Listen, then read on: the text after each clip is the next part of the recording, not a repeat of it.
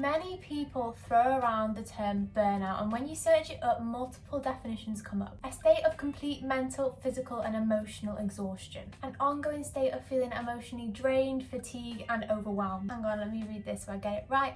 A syndrome conceptualized resulting from chronic workplace stress that is not successfully managed. Despite all these definitions of what burnout actually is, it still is sometimes quite difficult to actually recognize when you are burning out, and often you notice when it is too late. For that reason, I thought it'd be quite useful to make a video about my personal experience with feeling burnt out, with becoming burnt out, and what I'm going to do in the future to prevent it. So if you're new here, my name's Amelia and I am a second year medical student. I make videos about study techniques, life at medical school, getting into medical school, student life, that kind of gist. So if you are interested in that kind of thing, I would really love it if you'd subscribe to my channel. So just a quick disclaimer before we get started, that this video is not giving medical advice in any way, shape or form. I'm not qualified to give medical advice, and I'm simply just talking about my experiences with feeling burnt out and the pure exhaustion of student life and juggling other things. So if you are looking for medical advice, this is not the place for it. If you're concerned about anything, make sure you get in touch with your GP, doctor or any other medical professional that may be able to help you with that. But with all that being said, let's get into the video. Let's get into my personal experience with feeling burnt out. I have found myself to become burnt out a few times now, and it keeps happening. So we've done some deep reflection and I've come up with some reasons why I think I do burn myself out. I've always been quite a motivated and ambitious kind of person. That's just kind of what my personality is like. I'm quite driven, I'm quite motivated, I'm quite ambitious, and I get a buzz out of working towards and achieving my goal. And because of this, I often find myself quite close to my threshold, what I can take, and this is for a few reasons. Number one is the combination of being ambitious and motivated isn't always a good one, and it is only when I am literally exhausted that I stop, because up until that point I have the motivation, and then it gets to the point where it's almost too late before I realise actually I should have rested, and by that point I'm already burnt out. Number two is that I don't know my limits, and I am actually able to say that now, because I think quite often you're like, oh, I know how much I can take, but I really just don't know my limits, and I will keep working and I'll keep working and I'll keep doing stuff, and I don't actually know when is enough. And I think it comes from a place that I still have the energy, because I just keep going and keep going and keep going, and I don't stop where I need to stop, and then by the time I get here it's too late and I'm burnt out, I'm absolutely exhausted. I need to find a way to get to this point and not burn myself out completely or at all. Number three is, I think a lot of it stems from a fear of failure. My journey into medical school and like getting rejected and struggling to get in, having applying, taking a gap year, and if you're interested in that story, I've got a video on that on my channel. But I think because of that experience, I kind of have this aspect of doubt of like, can I actually achieve this? And because I have that doubt in my head, I work really, really hard to make sure I do achieve it. Also linking on to that, I really doubt my capabilities, and I've proven to myself that I can do it. I passed the exams first year, I can do it again, but in my head I've got like an aspect of self-doubt of, well, can I actually do this? And then it scares me, I'm scared to fail, and then I work really, really hard again so I don't fail. Also, I'm going to add an extra one into that. Being completely honest, I do struggle with med school.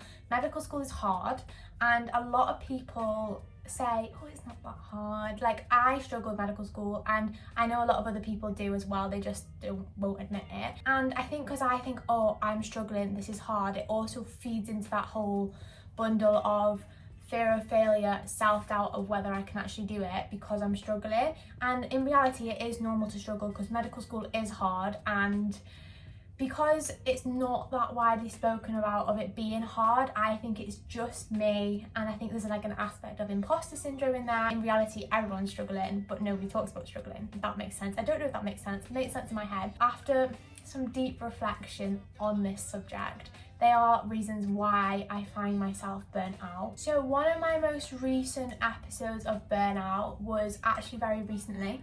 Before Easter, before the Easter holidays, I found myself very, very burnt out.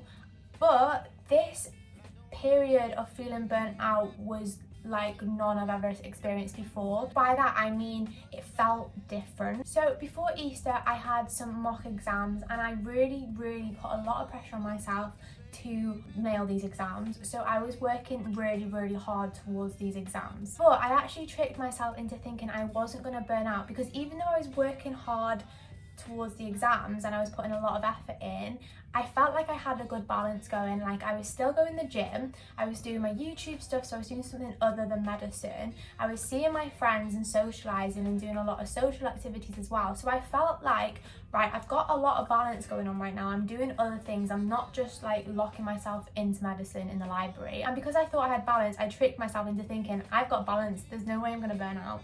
And shock horror, I did. I was doing all these things, I had a lot of variety, I was doing a lot of different things that wasn't medicine, but I was neglecting one of the biggest things that I shouldn't have been neglecting, which is having personal downtime to myself, having time away from doing anything, not working towards anything, not seeing anybody, and just having a little bit of time to myself. That is the bit that was being neglected, and ultimately that is the reason why I became burnt out. Another thing I wanted to talk about is I didn't actually recognise that I felt burnt out, because in my head and in my experience with burnout previously, burnout to me was feeling like, oh, I can't be able to do anything, I've got no motivation, I'm tired, I'm feeling physically exhausted and not wanting to do anything and having that lack of motivation. And that's my previous experience with burnout, and that is what I thought burnout was. But on this time round, I came to realise that burnout can be physical, it can be mental and emotional. And I didn't feel physically burnt out, I didn't feel mentally burnt out, but emotionally I was very burnt out. I'm not a very emotional person. Like, obviously I have feelings, but day to day I'm not emotional. There was a whole new side to me. Like, I cried literally every single day for about 3 weeks, a month. And I cried multiple times a day for literally, sometimes like valid reasons, but sometimes it would be like stuff like spilling a cup of tea, or I don't know, not having an ingredient I needed, or like if somebody said boo to me, I would cry. So it was a rough time, and it was a lot to process and a lot to get through, and it was quite confusing as well, because I literally was like, why do I feel like this? Why do I feel so emotional? And everyone's like, it's because you're so exhausted. And it took a few weeks for it to click, like that was my version of burnout, and that was me feeling burnt out, but in a different way to I'd ever felt before. So I think that's really important to remember, that burnout affects people differently, and exhaustion comes out in people differently, and it can affect you one time and affect you differently the next time. And it's just important to remember that it is a marathon, not a race, and you need to be able to make it to the end, physically, mentally, emotionally, and any other way.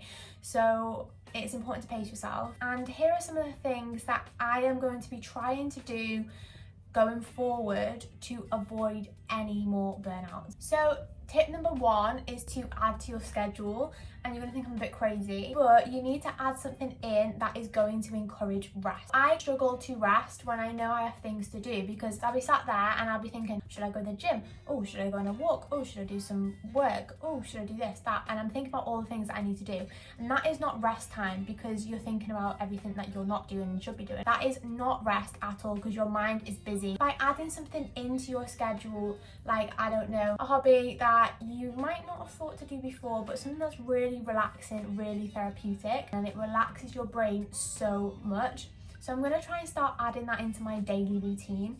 And what I'm going to do is start knitting. I actually have my knitting needles, thanks to Maddie, because she kindly gifted them to me.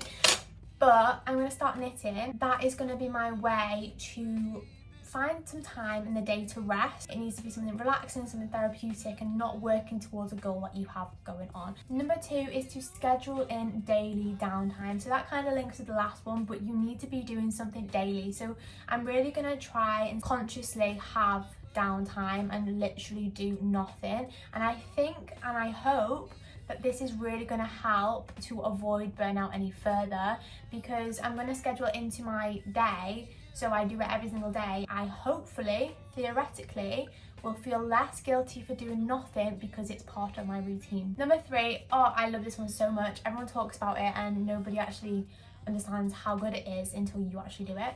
But journaling. So everyone thinks, oh, like, People who do it know how good it is. I don't know about you, but I have such a busy mind, like especially at night time when I go to bed, when I am absolutely exhausted and tired and I get into bed and I lie down, that is when my mind is the busiest. That is when I'm thinking about all the things I've got to do tomorrow, or I've got to do this tomorrow, and it really, my mind is chaotic. Like, it literally is so chaotic. Find the time of the day that your mind is the busiest, and that is the time you should be journaling. So for me, that's going to be before bed, because when I get into bed, my brain is going crazy.